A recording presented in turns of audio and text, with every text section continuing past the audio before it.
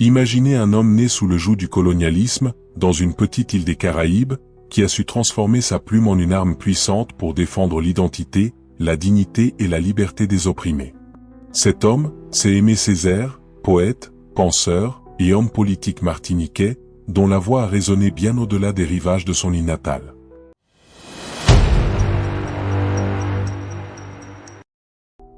Dans cette vidéo, plongez dans l'histoire d'un géant de la littérature et de la lutte anticoloniale, un homme qui a redonné une âme à tout un peuple à travers le concept révolutionnaire de la négritude.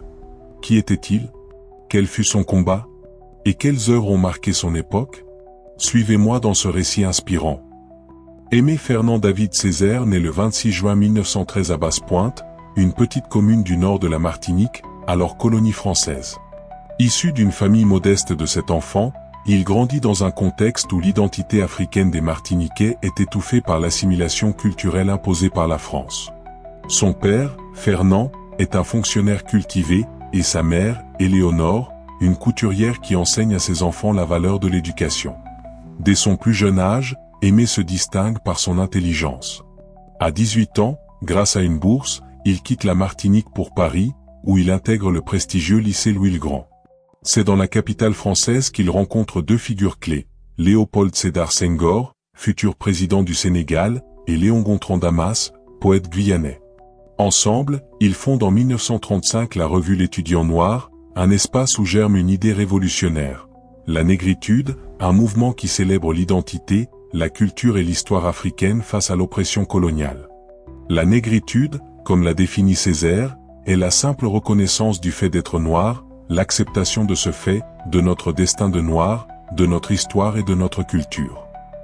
Ce concept, forgé dans les pages de l'Étudiant Noir, est une réponse à l'aliénation culturelle des sociétés coloniales. À une époque où l'Europe méprise tout ce qui est africain, Césaire, Senghor et Damas revendiquent fièrement leurs racines, transformant la honte imposée en une source de force et de dignité. En 1936, lors d'un voyage en Dalmatie chez son ami Petar Gubrina, Césaire commence à écrire son œuvre majeure, Cahier d'un retour au pays natal, publié en 1939. Ce poème épique, empreint de surréalisme, explore la douleur du déracinement, la colère face à l'oppression coloniale et l'espoir d'une renaissance culturelle. André Breton, figure du surréalisme, découvre ce texte et le qualifie de plus grand monument lyrique de ce temps. Ce poème devient le cri de ralliement de la négritude et un chef-d'œuvre de la littérature francophone. De retour en Martinique en 1939 avec sa femme Suzanne Roussy, elle-même intellectuelle et collaboratrice essentielle, Césaire enseigne au lycée Schœlcher à Fort-de-France. Parmi ses élèves, un certain Frantz Fanon, futur auteur de Peau noire, Masque blanc, qui dira plus tard avoir été profondément marqué par la parole libératrice de Césaire. En 1941, avec Suzanne et d'autres intellectuels martiniquais, il fonde la revue Tropique, un espace pour réfléchir à l'identité martiniquaise et défier le statu quo colonial, malgré la censure du régime de Vichy.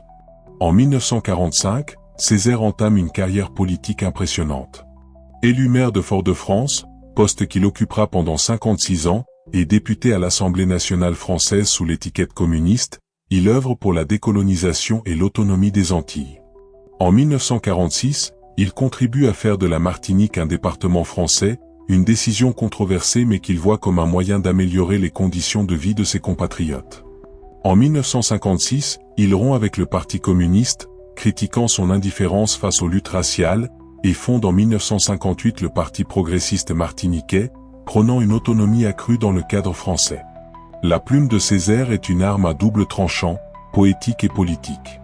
Outre Cahier d'un retour au pays natal, il publie des recueils de poésie comme Soleil coucoupé, 1948, Corps perdu, 1950, et Ferment, 1960, où le surréalisme se mêle à une conscience noire vibrante. Son essai Discours sur le colonialisme, 1950, est un brûlot anticolonial qui dénonce l'hypocrisie des puissances européennes, une civilisation qui s'avère incapable de résoudre les problèmes qu'elle crée est une civilisation décadente. Ce texte inspire des générations de penseurs, de Frantz Fanon à Édouard Saïd. Dans les années 1950 et 1960, Césaire se tourne vers le théâtre pour toucher un public plus large. Sa pièce La tragédie du roi Christophe, 1963, explore les défis de la décolonisation à travers l'histoire d'Haïti, tandis qu'Une saison au Congo, 1966, relate la vie tragique de Patrice Lumumba. Enfin, Une tempête, 1969, une réécriture anticoloniale de La tempête de Shakespeare, place Caliban, l'esclave noir, au centre de la lutte pour la liberté. Ces œuvres, ancrées dans l'histoire et la mythologie africaine, redéfinissent l'identité noire face à l'oppression. Aimé Césaire s'éteint le 17 avril 2008 à Fort-de-France, à l'âge de 94 ans. Son décès marque la fin d'une ère, mais son héritage perdure. L'aéroport de Martinique porte son nom depuis 2007, et une plaque à son honneur est inaugurée au Panthéon en 2011. Proclamé héros national en Martinique, Césaire reste une figure incontournable de la littérature postcoloniale et de la lutte pour la dignité humaine. Son concept de négritude a inspiré des mouvements comme le Black Power aux États-Unis et continue de résonner dans les combats pour l'égalité et la reconnaissance des cultures opprimées. Ces mots, à la fois poétiques et révolutionnaires, rappellent au monde que la liberté et l'identité sont des droits inaliénables. Aimé Césaire nous enseigne une leçon intemporelle. La véritable force réside dans l'acceptation de soi et dans la lutte pour la justice. Face à l'oppression, il a choisi de brandir sa plume et sa voix, prouvant que l'art et l'engagement peuvent transformer le monde. Aujourd'hui, dans un monde encore marqué par les inégalités et les injustices, son message nous interpelle.